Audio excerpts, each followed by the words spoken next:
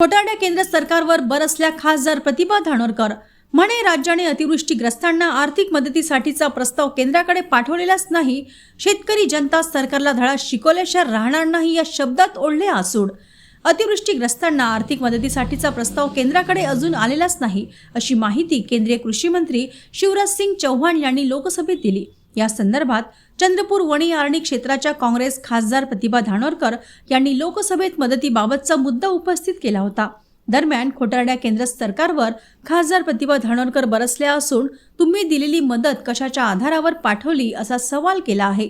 जबाबदार मंत्रीच खोटारडी विधाने करत असून शेतकरी जनता या सरकारला धडा शिकवल्याशिवाय राहणार नाही, अशा शब्दात प्रतिभा धानोरकर यांनी आसूड ओढले.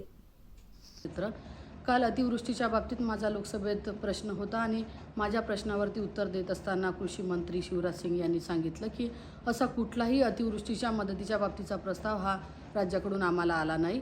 ही अत्यंत चुकीची अशी बाब आहे. शेतकऱ्यांचे कसे हाल या महाराष्ट्रात आहे या परिस्थितीशी आम्ही भांडत आहोत आणि हे करत असताना शेतकऱ्याच्या जखमेवरती मीठ सोडण्याचं काम जर का कृषी मंत्री करत असेल तर त्या बाबतीत धडा शिकवल्याशिवाय ही शेतकरी जनता आपल्याला राहणार नाही.